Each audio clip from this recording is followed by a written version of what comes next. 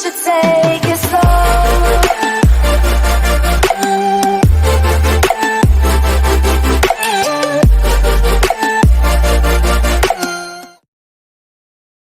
안녕하세요. 오늘 들려드릴 사연은 남편 해외여행 보냈더니 딴 여자랑 바람나서 돌아왔다는 사연입니다. 안녕하세요. 이제 결혼한 지 3개월 된 30대 초반 여자이자 7개월 된 딸아이의 엄마입니다. 저희 아이가 태어나고 100일쯤 지나고 남편이 해외 출장을 가야 한다고 했어요. 출장 기간은 2달이고 자기도 안 가려고 노력했는데 회사에서 강제로 보내는 거라 어쩔 수가 없다고 했습니다. 아이가 예민해서 정수기에 물 따르는 소리만 들려도 잠에서 깨서 울기 때문에 저도 항상 신경이 곤두서 있고 잠도 잘 못 자고 스트레스를 받고 있던 와중 남편이라도 일 끝나고 퇴근하면 아이를 바톤 터치해서 봐주니 버틸 수 있었지 해외 출장을 2달 동안 간다니 너무 서러웠지만 일이니 어쩔 수 없다고 생각했습니다. 그렇게 남편은 출장을 갔습니다. 저는 출산 후에 혈압이 높아져서 두통이 심했고 몸이 안 좋아 혼자 해보고 집안일 하려니 너무 힘들었어요.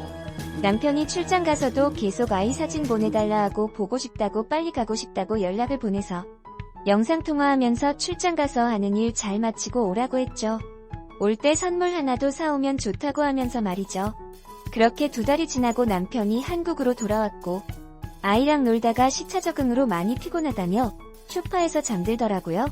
이불 가져다 덮어주고 충전 중이던 남편 핸드폰에 카톡이 오길래 궁금해서 몰래 봤습니다. 남편은 무음으로 해놓고 문자 내용은 안 보이게 해놓는데 궁금하면 가끔씩 몰래 봤거든요. 하지만 그걸 보는 순간 손이 덜덜 떨리고 심장이 터질 것 같았어요. 쓰러지는 줄 알았습니다. 단체 톡방이었는데 남편이 근무하는 팀 이름이었고 예전부터 있던 톡방이었는데 회사 사람들하고 톡인가 보다 하고 한 번도 보지 않았었는데 남편의 고등학교 동창들이었습니다. 2달 전부터 태국 여행을 계획하고 비행기표랑 호텔은 미혼인 친구가 끊고 유부남들은 현금으로 준다고 했어요. 남편네 회사 창립기념일이 되면 100만원가량 상품권을 주는데 이번에는 안 나온다고 하더니 결국은 그걸 받아서 현금으로 바꿔 다녀온 거였습니다. 대화방 내용은 어디 마사지샵 가서 돈 얼마 주면 알아서 해준다더라. 그런 거리가 있다. 근데 그중 한 친구가 한 말이 아직도 안 잊혀져요. 얘들아 병원 가서 항생제 꼭 맞아라. 에이 걸리기 싫으면. 정말 손이 덜덜 떨리고 차기워져서 폰을 봐놓고 울었습니다. 눈물이 그냥 미친 듯이 나왔어요. 제 인생 망쳤다고 생각했습니다.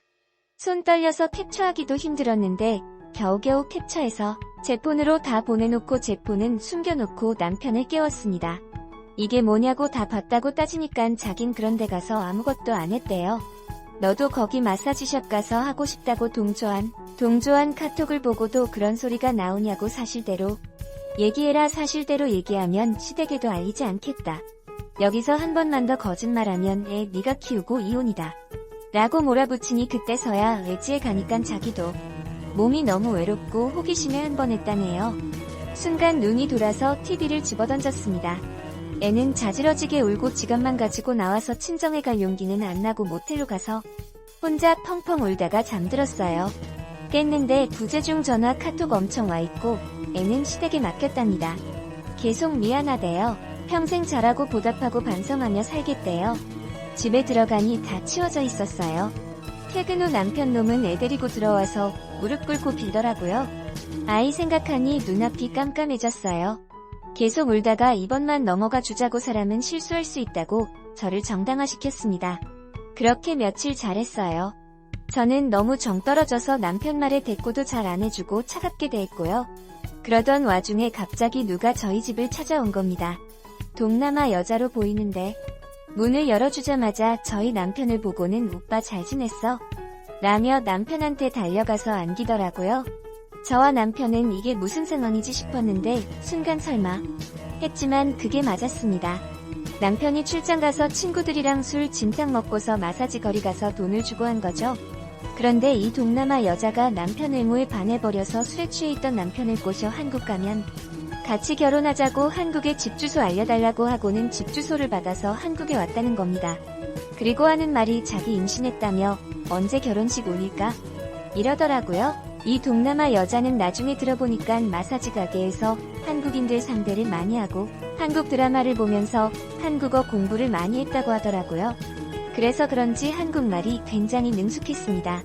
여튼 남편도 저도 적잖이 당황을 했지만 저는 빠르게 상황 파악 완료하고 이놈과 같이 살면 평생 고생하겠구나 생각했고 바로 집 나와서 시어머니 그리고 저희 엄마 아빠 불렀습니다. 1시간 좀 지나서 다 오셨고 그 자리에서 모든 상황을 설명드렸습니다. 그리고 못 살겠다고 이혼하겠다고 하니 결국 시어머니가 오늘은 진정하고 이혼을 하더라도 순차적으로 하자고 하시며 남편을 데리고 가셨고 아빠도 가시고 엄마가 그날 저를 보살펴 주셨어요. 그렇게 아직도 남편 놈이랑 3개월째 별거 중에 있습니다. 그런데 이혼하자고 해도 절대 못 해준답니다. 이혼할 방법은 소송뿐인데 그게 멘탈이 가루처럼 갈린다는 말을 듣고 지금은 선뜻 용기가 나지 않습니다. 그 일로 저는 정신과 치료를 받고 있거든요. 아침 저녁으로 약을 먹고 약을 먹으면 잠이 와서 잠들어요. 엄마 아빠한테 불효하는 것 같아서 너무 죄송합니다. 아이는 어쩔 땐 너무 예쁘다가도 또 가끔은 입기도 하다가 그 미운 마음이 미안해서 웁니다. 일주일에 5일은 제가 돌보고 2일은 남편한테 데려가라 해서 돌보게 합니다. 아빠로서 최소한의 도리는 하라고요. 몸은 거의 괜찮아졌습니다. 정신만 건강해지면 될 것 같은데 아직도 그 기억이 저를 갉아먹는 느낌이에요. 정말 다행인 건 육아휴직 후 복직해도 경력이 단절되지 않고 정년까지 보장되는 직업을 갖고 있단 겁니다. 약 먹고 일찍 잠들어 새벽에 깨서 글을 썼네요. 가족 말곤 아무도 모르거든요. 긴 글을 읽어주셔서 감사합니다.